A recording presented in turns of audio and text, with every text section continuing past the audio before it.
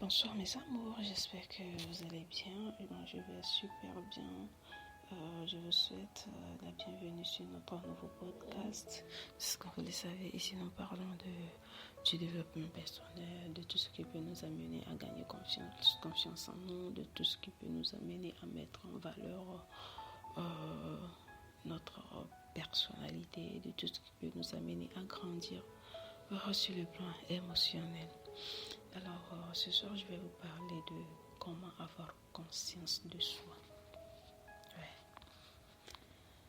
La conscience de soi, vous savez, c'est l'habitude de prêter attention à la façon dont vous pensez, vous ressentez et vous comportez.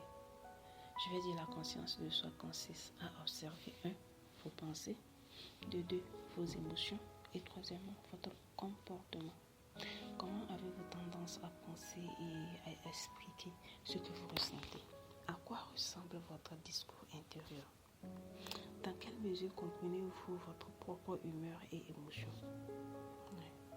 Comprenez-vous pourquoi vous avez toujours tendance à agir de la même manière dans certaines situations et puis après vous vous questionnez et puis après vous vous remettez en question? Est-ce que vous savez en fait la raison pour laquelle vous agissez de cette façon?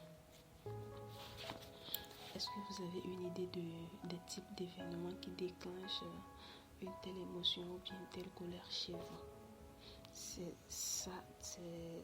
Tout ça, je mets dans la conscience de soi. Autrement dit, la conscience de soi, comme je vais le dire, signifie selon moi apprendre à être curieux vis-à-vis de soi-même. Vous devez chercher à vous connaître, vous devez chercher à savoir quel genre de personne vous êtes. Est-ce que si tu te retrouves devant une situation, tu te mets à parler et puis après tu te demandes pourquoi j'ai dit ça, ou bien tu es plutôt une personne introvertie? Est-ce que tu es une personne extravertie ou bien une personne introvertie? Parce que la personne introvertie, elle va parler, elle va dire tout ce qu'elle pense et puis après elle va regretter. Mais bien au contraire, la personne introvertie, elle pense, elle mesure ses propos avant de penser et avant de parler. Elle analyse ses propos, elle sait en même temps ce qu'il faut dire et ce qu'il ne faut pas dire avant d'ouvrir sa bouche. Alors, quel genre de personne êtes-vous? Ici, nous allons voir les avantages de la conscience de soi. De meilleures relations, vous savez, il est difficile de demander ce que vous voulez et ce dont vous avez besoin dans une relation si vous n'avez pas conscience de vous-même. Il vous sera difficile aussi de fixer les limites saines. Parce que vous-même, vous n'êtes pas très clair. Connaissez-vous bien vos valeurs personnelles? Parce que souvent, la meilleure façon d'améliorer une relation ou bien vos relations avec les autres, c'est de devenir plus conscient de qui vous êtes vraiment. Et si on parle peut-être des humeurs, des sauts d'humeur, peut-être des humeurs calmes, la façon dont vous exprimez vos émotions dépend de votre façon de penser. Si vous avez l'habitude de vous inquiéter de façon chronique, par exemple, vous êtes très susceptible de vous sentir anxieux tout le temps, de vous sentir stressé tout le temps, vous devrez apprendre à connaître vos émotions. Cela vous aidera vraiment. Alors, mais lorsque vous améliorez votre conscience de soi, je vous dis, vous apprendrez à comprendre la relation entre votre pensée et vos humeurs. Il est ainsi beaucoup plus facile de régler efficacement vos émotions et d'équilibrer vos humeurs. Vous serez en mesure de reconnaître vos émotions et de vous comporter en fonction et de les maîtriser, d'apprendre à gérer vos émotions. C'est une mauvaise prise de décision. Parfois, et la plupart du temps, certaines mauvaises prises de décision proviennent souvent d'une pensée confuse et de réactions émotionnelles incontrôlées. Parce que tu es fâché, tu prends une décision à la hâte, sans toutefois te demander est-ce que c'est ce que je veux vraiment. Ce n'est qu'après que tu regrettes, tu te demandes mais qu'est-ce que j'ai fait, j'aurais pu faire ça, mais là c'est déjà trop tard. alors vous devrez apprendre à contrôler vos émotions. Ouais, c'est important. C'est quand vous devenez plus conscient de vos pensées, de vos sentiments, je vous assure, vous pourrez facilement faire la distinction entre les impulsions ou les désirs à court terme. Ouais. Ainsi que vos valeurs et vos objectifs à long terme, si je peux le dire. C'est vraiment important. Comment dirais-je, quand nous avons du mal à parfois nous rendre au travail, c'est généralement parce qu'à un certain niveau, nos propres pensées, nos émotions ou habitudes nous gênent. Parce que tu penses déjà qu'aujourd'hui, peut-être aujourd'hui, cette journée ne sera pas bonne pour moi. Aujourd'hui, je n'ai pas vraiment envie d'aller au travail parce que il suffit que ça se passe comme ça. Donc, du coup, tu n'as pas vraiment envie de t'y rendre au travail. Donc, le plus important, c'est toujours d'avoir des idées positives, quelle que soit la situation. Ouais. Améliorer la conscience de soi peut vous aider efficacement à éliminer bon nombre des obstacles cachés. Alors, pour améliorer votre conscience de soi, je vais vous donner 4 petites astuces. Voilà, 4 petites astuces pour pouvoir améliorer votre conscience de soi. Premièrement, vous allez méditer sur votre esprit. Vous avez probablement entendu parler de la méditation de pleine conscience. C'est la simple pratique, je vous le dis, de garder votre attention concentrée sur votre respiration ou sur notre sensation physique.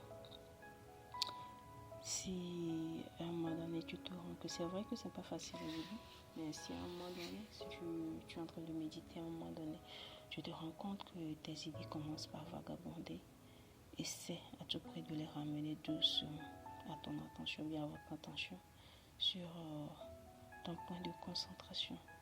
C'est vraiment important. La méditation de pleine conscience est l'un des meilleurs moyens d'en savoir plus sur le fonctionnement de vos pensées et de vos émotions. Ouais. Si tu prends un temps à méditer chaque matin, tu vas voir que non seulement tu vas grandir en conscience de soi, tu vas grandir en confiance de soi et ton estime de soi va augmenter. Ouais. Ouais.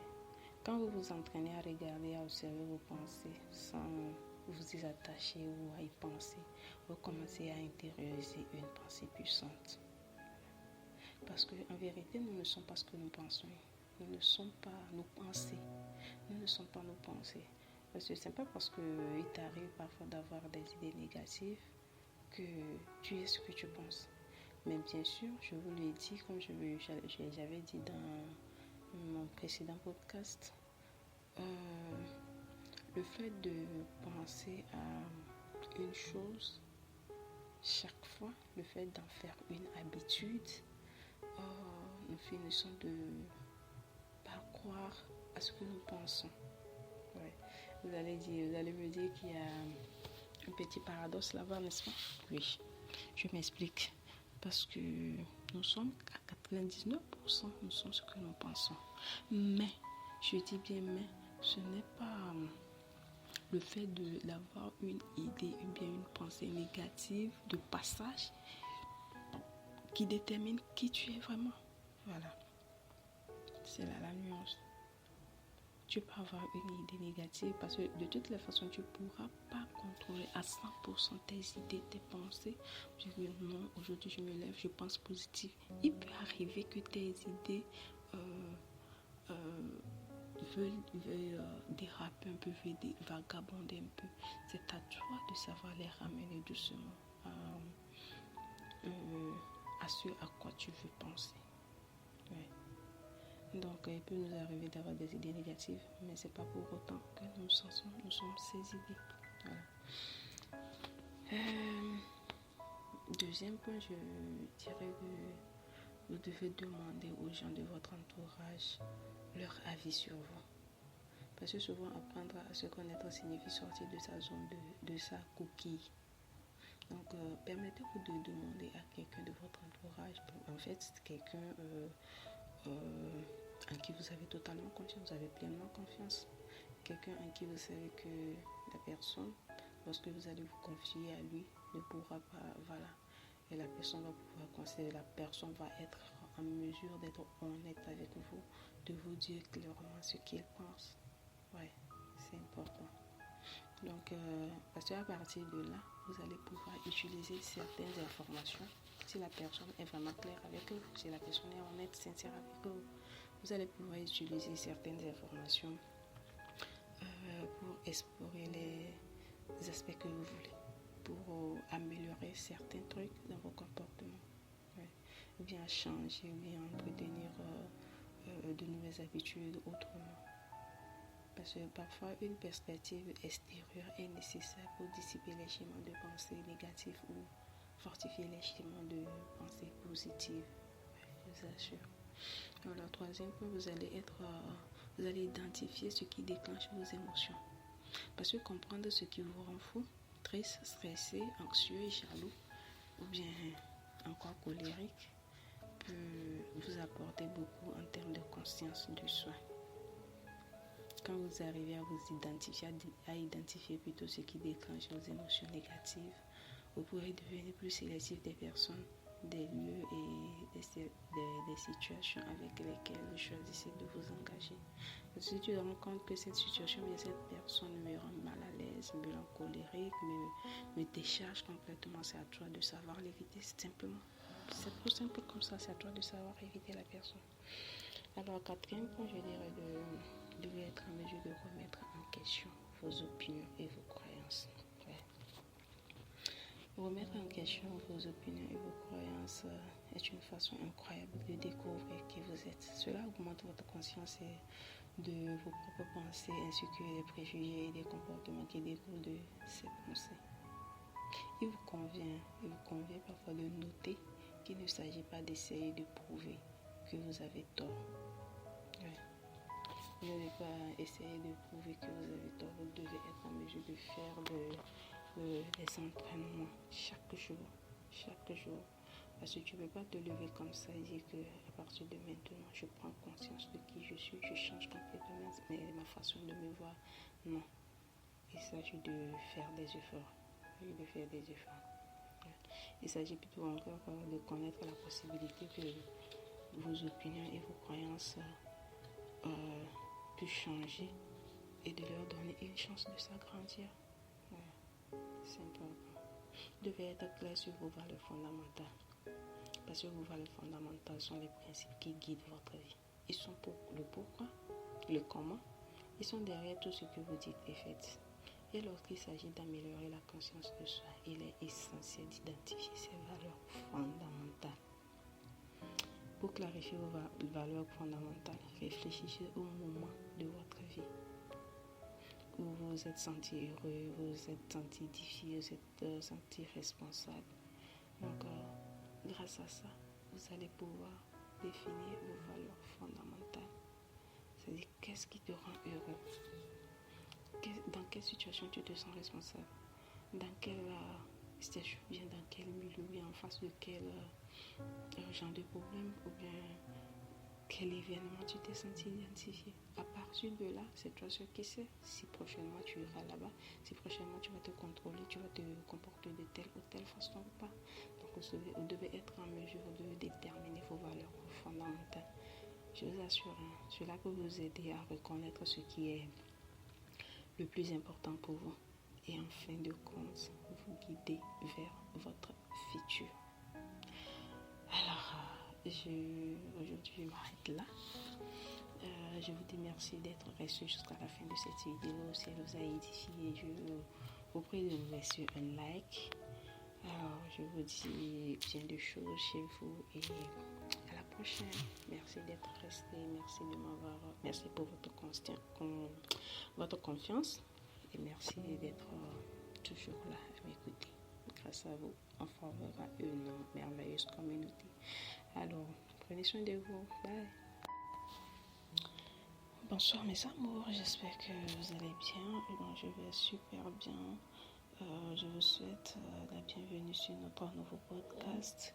Comme vous le savez, ici nous parlons du développement personnel, de tout ce qui